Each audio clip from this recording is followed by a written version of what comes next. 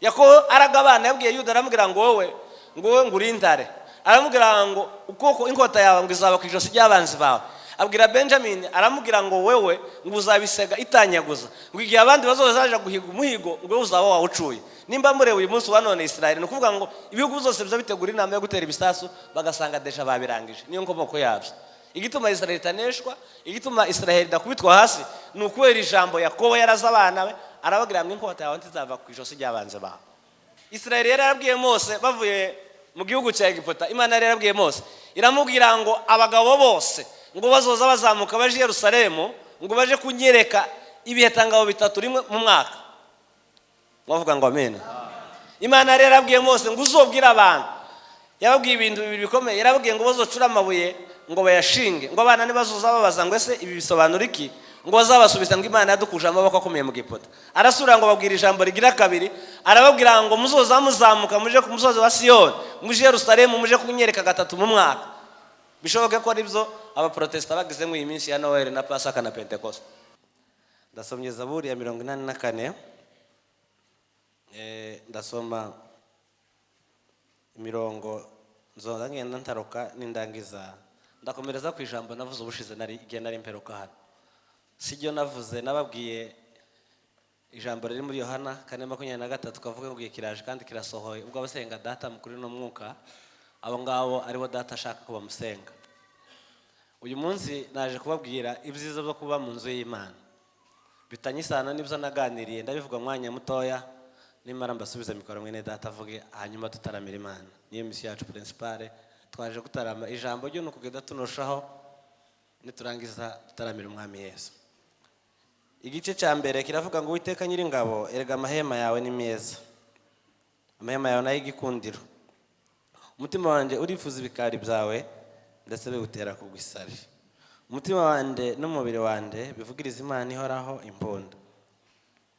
Reka dusimbe ku murongo wa 6, haravuga ngo hahirwa umuntu ugufitemo imbaraga, hahirwa abafite mu mitima inzira z'iji Siyoni.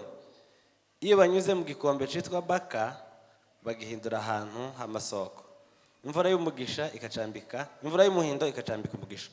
Bagenda bagwiza imbaraga, umuntu wese wo muri bo aboneka mu maso y'i Siyoni. Amen. Kadusome ku 9:11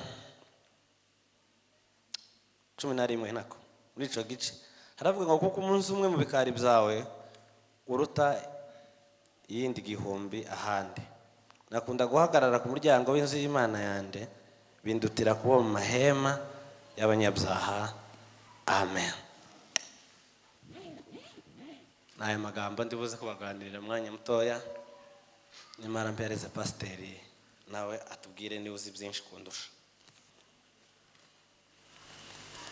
Iyi Zaburi ni Zaburi ya Dawidi. Dawidi yabaye umwami wa kabiri wa Israel. Havuyeho umwami witwa ngo ni Sauli. Muvuga ngo amen.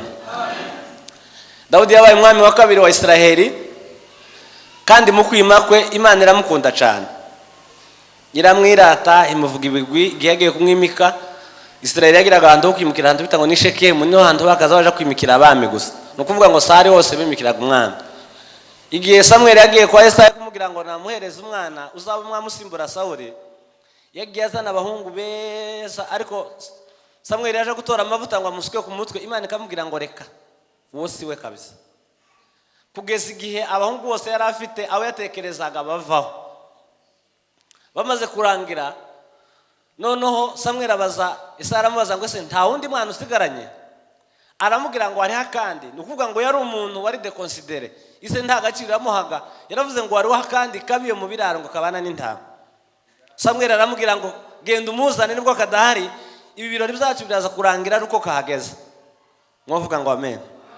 Araza arima ingoma, ndetse aba n'umukwe wa Sauli. Ibihe bagiranye ntibyabaye byiza cyane, kuko Sauli yashatse kumwica kubera ko yarazi ko afite isezerano ry'Imana. Ariko Imana igenda imurinda, ndetse Dawidi yagize amahirwe abona na okazi yo gushaka kugira nabi sebukwe Sauli kugira ngo yihore. Ariko aravuga ngo ntiyobangurira inkota uw'Imana yasize. Igihe kiza kugera yima ingoma. Amaze kwima ingoma akora icyaha, agenda ngo hatembera mu rwa, abona umugore wari kuwoga, ngo aramwifuza, aragenda aramuzana aramusambanya, ngo amare kumusambanya amutera inda, ngo amare kumutera inda bimutera ubwoba, atuma ku rugamba, ahantu hari ku rugamba aramubwira ngo mugende mubwire atahe agende arane n'umugore wiwe kugira ngo iyo nda azibe amarari. Ariko uwo mugabo ntiyabyishimira, aranga kugeza igihe Dawudi yamuzanye ku nguvu, yanga kuja gusanga umugore wiwe, yemera kuba kwa Dawudi. Bamuhereza inzoga kugira ngo bamusidishe n'amakuru maremare, ariko ntibizakunda. Dawudi arasura kandi amuhereza ku rugamba, yandika urwandiko aravuga ngo bamushire ahantu babona ko bizakomeye, aho ngaho ariho bamushira kugira ngo bamwice bamugirire nabi. Ntibizateye kabiri bigenda nk'uko Dawudi yari yabyifuje. Imana ituma umuhanuzi araza ngo agere kwa Dawudi, aramubwira ngo muri uyu murwa uyoboye cyangwa se muri iki gisagara uyoboye hari umuntu, ngo harimo abantu babiri, hari umuntu ngo ufite intama ziwe nyinshi cyane, hakaba n'undi ngo ufite intama yiwe imwe ndimucira urubanza, ngo azayiraza mu gituza ce. Noneho ngo hari umuntu, wa umuntu ufite intama nyinshi ngo yarariwe n'umushitsi, ananirwa gufata muri za zindi ziwe ngo azimane umushitsi, ngo aragenda afata ya ntama imwe umuntu yari afite, ya indi yarazaga mu gituza ngo ayizimanire uwo mushitsi. Ati none ibyo bintu ubimenye? Dawudi ngo yamayikorera amaboko, atayiwe ibyo bintu bizobaho? Uwo muntu yoba muri iki gihugu nyoboye akageza igihe arenganya undi muntu bigezaho? Umuntu afite intama nyinshi agafata intama umwe yari afite akaja kwibagira umushitsi. Uwo muhanuzi ngo aramubwira ati mwami ni wewe, kuko Dawudi yari yasinyisha ati uwo muntu uzanga bikunze agomba gupfa. Dawudi ngo arabimenya, aragenda aje imbere y'Imana, abwira Imana, arira Imana, aribwira ngo unkize inyama y'umuntu. Kubera icyo kintu yari yarakoze, Imana imusezeranya ko azova ku ngoma. Na iyi zaburi subiye inyuma gato mbanze nyibasobanurire. Iyi zaburi ni ya bene Kora, n'abana bari barahawe akazi ko kuririmba, bararirimbaga ibwami.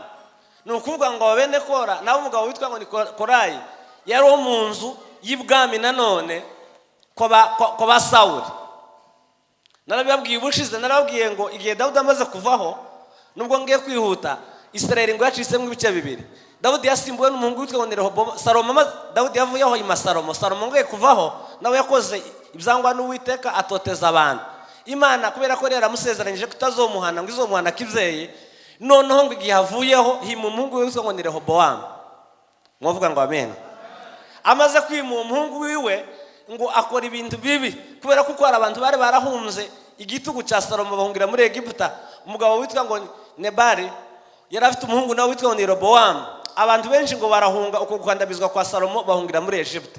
Noneho Salomo ngo amaze kuvaho hima umuhungu we witwa ngo ni Rehobowamu. Amaze kwima, Yerobowamu wari mu Misiri amenya amakuru neza kuko Salomo yavuyeho, aratekereza ngo reka atahagaruka iwabo aze kwinginga uwo muhungu wimye, umuhungu wa Salomo ko bagirira imbabazi, akabakoresha imirimo y'ubuhato gatoya, akaborohereza bakazobana. Mwavuga ngo amen.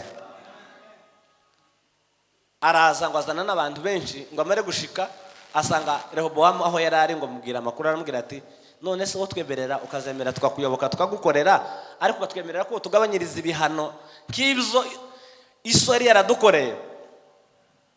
Aramubwira ngo namuhe iminsi 3 ngo aje kubaza agisha inama, ngo nyuma y'iminsi 3 ngo azoza musubize, ngo namara kumusubiza azamubwira igikwiriye. Ngo aragenda abaza abagabo bakuru bakoranaga na se ibwami, bakoranaga na Salomo. Aramubwira ngo ese ko Yerobowamu yaje n'ingabo ziwe n'abantu biwe, none se wongira inama kimwemerere mwakire, ko yambwiye ngo ningenda gahoro simbashinyize azonyemerera kunkorera imyaka yanje yose.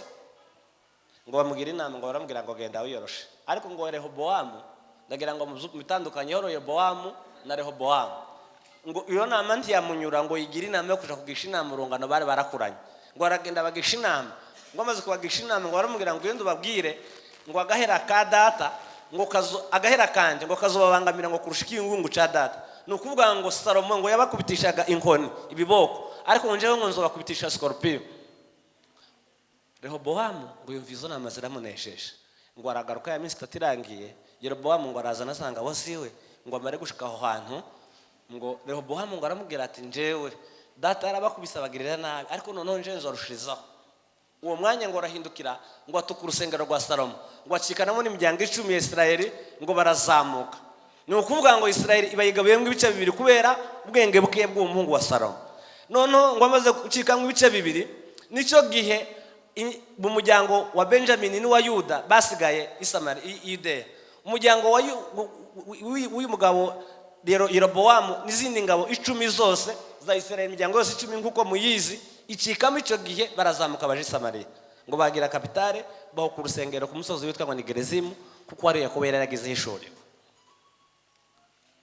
Dawudi akiri ngo ku ngoma, aho nariko ngira ngo mbasobanurire neza kugira ngo nze kugwa muri iri jambo. Ari ku ngoma, umuhungu we witwa ngo ni Abusalomu araza ngo yinjira mu mahema, atangira kugira abandi inama ngo arababwira ngo ntimuzamubona ko data asigaye bacira imanza nabi, ngo mwongerera mukanyoboka, ndiye mukanyemerera mukangira umutware, no bacira imanza nziza kandi zitabera. Ngo akagenda abwira umuntu umwe kubera ko yaraza amakuru y'ibwami, ngo akegera umuntu akamubwira ati se ko rubanza rwagenze gute, baruciye gute? Akamubwira ati baracu urubanza naratsinzwe. Bakamubwira ati wonyemerera umunsi wa none no rutunganya urubanza rwa rukagenda neza. Ngo yahagararaga ahantu mu mayira abiri nkara kuri permanence, ahantu ngo abantu bakundaga guhagarara mu gitondo. Ngo akagenda baza abantu akabwira amakuru yabo kugeza igihe ngo yarushegarura imitima y'abantu. Dawudi ngo aje guhindukira asanga umugabo witwa Abusalomu ngo amaze kwigarura imbaga y'abantu, kandi abagabo bitwa ngo ni Bayitofeli bari baramugira inama yo kugira ngo azice se, amugirire nabi, amutere icumu. Dawudi ngo yigira inama arahunga. Mwavuga ngo amen. Hari indirimbo muri mukuririmba ukavuga ngo tazakureka ngo wandagare, azakuramisha ineza ye itarondoreka, tazakureka ngo wandagare, azakuramisha ineza ye itarondoreka. Hari igihe mwe muza muririmba mutamenye ibyabaye. Iyo ndirimbo nicyo gihe yatangiye. Umugabo witwa ngo ni Shimeyi amaze kubona ko Abusalomu yagize umugambi wo kwirukana se ku ngoma, ngo arahaguruka atangira gutuka Dawudi, igihe Dawudi yari afite abasirikare ngo ahungira Ikereti. Handi Pawulo yabwiye Tito ngo cyatumye ngo Ikereti no kugira ngo utunganye ibyasigaye bidatunganye. Hari ku misozi yitwa ngo ni Mahanayimu, aho niho Dawudi yahungiye. Umugabo ngo witwa Shimeyi ngo yegera Dawudi ngo aramutuka, ngo aramubwira ati wamugizwa nabi we, wankora amaraso we. Ngo akaza yumara hasi akikasi, ngo agatora ivu, ngo akamutera umukungugu. Ngo abasirikare be bakamubwira ati warese tugafanya Museveni, warese tukamugirira nabi, uyu musenzo wo gutuka karagutuka gute? Dawudi ngo arabwira ngo nimumureke ntimugire icyo mumutwara, ngo ntabwo ari Shimeyi wantutse, ngo ahubwo ni Abusalomu wantutse. Dawudi ngo arahunga, amaze guhunga ahungira kuri imisozi mbabwiye Mahanayimu, arahatura. Amaze kuhatura, Israeli yarabwiye Mose bavuye mu gihugu cya Egiputa, Imana yarabwiye Mose iramubwira ngo abagabo bose ngo bazoza bazamuka baje i Yerusalemu, ngo baje kunyereka ibihitangabo 3 rimwe mu mwaka. Mwavuga ngo amen. Imana yarabwiye Mose ngo uzobwira abantu, yababwiye ibintu bibiri bikomeye. Yarabwiye ngo bazocura amabuye ngo bayashinge, ngo abana nibazoza babaza ngo ese ibi bisobanura iki, ngo bazabasubiza ngo Imana yadukuje amaboko akomeye mu Giputa. Arasura ngo babwira ijambo rigira kabiri, arababwira ngo muzoza muzamuka muje ku musozi wa Siyoni, muje Yerusalemu, muje kunyereka 3 mu mwaka. Bishoboke ko ari byo abaprotesta bagize mu iminsi ya Noel na Pasaka na Pentecost.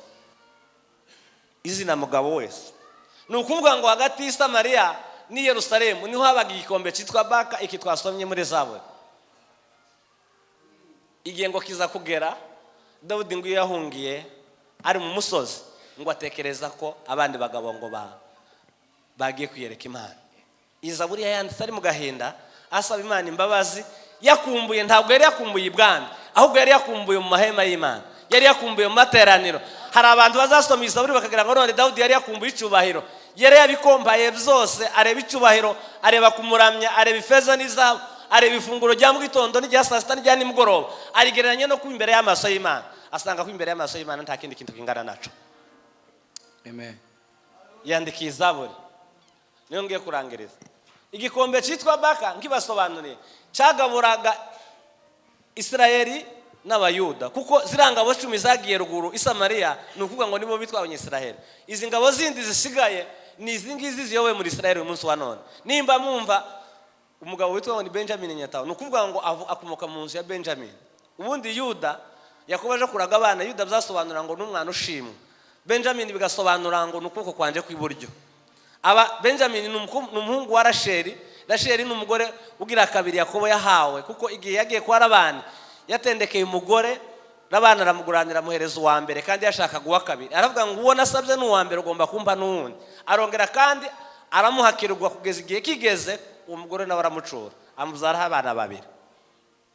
Uyu Benjamin nyina yamwise izina kuko yamubyaye ahaye apfa. Ni ukuvuga ngo yamubyariye mu nzira arangije arapfa. Yari yaramwise izina ryitwa ngo ni umuvumo, ariko ise Yakobo ararihindura agita ngo bisobanura ukuboko kwanje kw'iburyo. Aho hagati mbabwiye ya Isiraheli n'ingabo y'Ubuyuda, ni ukuvuga ngo muri Isiraheli ikindi kintu nacyo mugomba kumenya, ni ukuvuga ngo muri Isiraheli numvise babaye umukoro kuzoza musoma Bibiliya, ni byiza kuyisoma. Muri izi inzu zibiri, ni ukuvuga ngo mu nzu ya Benjamin nibo bari bashinzwe ibintu by'amategeko. Iyo Isiraheli umuntu yakoraga icyaha cy'ubusambanyi bakamufata, si buri muryango, ntabwo ari buri inzu yose yari yemerewe gutora buri ngo imutere. Ni ukuvuga ngo inzu yamuteraga ni inzu yo kwa Benjamin. Iyi nzu nayo kwa Yuda niyo yari ishinzwe ibintu bijanye na administration. Yakobo aragabana yabwiye Yuda, aramubwira ngo wowe ngurindare, aramubwira ngo ukoko inkota yawe ngo izaba kwijosi ry'abanzi bawe.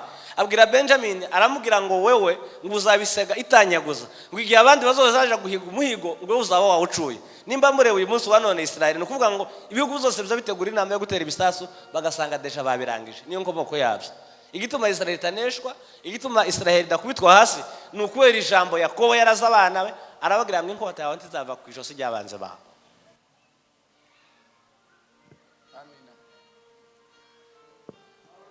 Igikombe cyitwa Baka cyari igikombe cyagaboraga aho hantu hombi. Ni ukuvuga ngo iyo abantu bagiraga ibibazo cyangwa igihugu kigatera, abagore ngo bakaza bashaka abagore bazi kurira. Nimba mubisomwibuka muri Bibiliya Gutegeka kwa 2 birimo, bashakaga abagore bazi kuririra Imana bakayinginga.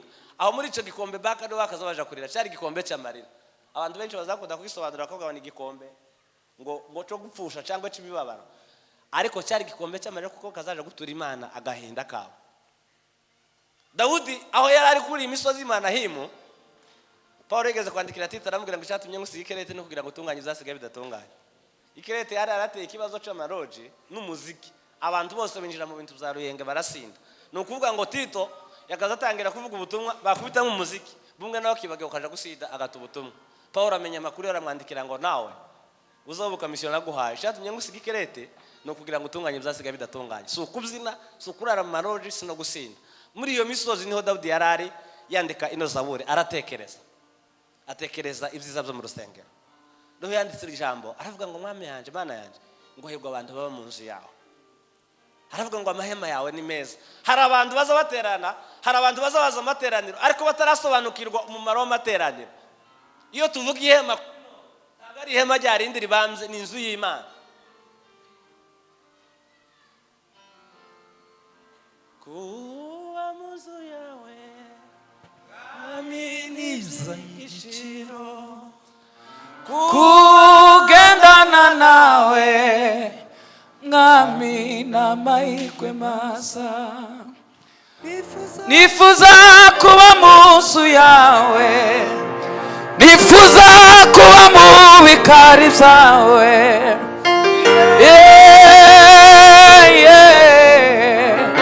kugira ngo nduke umutima zabane nawe akaramata, kugira ngo nduke umutima zabane nawe akaramata. Ngo bitekereje arakumbura amahema yaragize igihe kirekire, ayandikira ijambo. Yari yarasobanukiwe akazi ka ruyenge, yarazi ubwiza bw'ibwami, yarazi ifunguro, yarazi imyambaro, yarazi agaciro ko kwesikotinga. Nubwo tuza twingingira abantu kuza guterana, nuko Satani akibahumye ku maso mutarasobanukiwe akamaro ku materaniro. Numvise pastor abavuga ngo kuwa mbere yarahari no kuwundi yarahari no kuwundi yarahari, nuko yasobanukiwe akamaro ko kuba mu nzu y'Imana. Dawudi yavuze ngo abantu bakunda kuba mu nzu y'Imana cyangwa bakunda kuba mu mahemba y'Imana, nyuma yo kuvuga ko guhagarara gusari imbere akuvuza zo mu rusengero bimurutira imyaka 1000 ari kubutegetsi, avuga akamaro rero k'abantu ba mu nzu y'Imana. Bavuga ngo amen. Ni naho nsoreza. Abantu ba mu nzu y'Imana bagira akamaro ko guhindura. Iyo bageze mu gikombe cyitwa Baka bazahahindura. Zanibuka umugaragu w'Imana witwa Elisa, yageze mu mwana w'Isamariya asanga abantu bagize ikibazo cy'amazi y'Imana. Ngo icyo gihe abavyeyi bango bakura ayo mazi ndazikavamo, ndetse ngo n'ibitungwa byayashoka bikaramborora. Abantu ngo bamutura ikibazo baramubwira ngo mukozi w'Imana wo dufasha ukatwemerera, kubera ko rero ataho imbaraga zo kuba mu ihema, kubera ko rero ataho imbere y'amaso y'Imana, ngo arababwira ngo munzanire imperezo ngo nsha. Iyo bavuze imperezo nsha n'abakristo bakunda kwiyeza, baramubwira ngo nazane n'umunyu, bazane n'amazi, baturuka mu isoko, amazi ngo araryosha na mugingo. Kugeza uyu munsi wa none tuba tuvugana akamaro ko kuba mu nzu y'Imana, nuko watashe ibintu bizabihinduka. Muvuga ngo amen. Israeli ngo imaze isanduka gisezerano bamaze kurigarura, abantu bose ngo bararitinye kubera ko batari bejeje. Ariko umugabo wari urasobanurwa akamaro ko kuba mu iteraniro cyangwa kuba mu ihema, witwa ngo Abdodoma, aravuga ngo bari muzanira. Rimaze ngo gutaha iwiwe ibintu birahinduka. Ndagira ngo mbabwire ngo abakristo timukaza muterana kubera ko babivuze ngo n'abanyamuryango, muzamuterana nk'abantu bafite influence, nk'abantu bafite impindura amatwara, muzamuterana nk'abantu bafite mission yo kugira ngo nimba mugeze ahantu ibintu bisharira. Hari umuririmbyi wavuze ngo hahirwa ishanga rifite Imana nk'umutabazi, ngiyo bageze mu gikombe cyitwa Baka bazahindura ahantu h'amasoko. Abakristo ikintu bamaze, abayumva ikintu bamaze, abarazwe ikintu bakwiye kumarira i Bujumbura, nuko kuba gutaha aho bakwiye gutaha, aho bageze ahantu mu gikombe, umuntu ufite ibibazo bimeze nk'igikombe cyitwa Baka bakwiye kuhindura ahantu h'amasoko.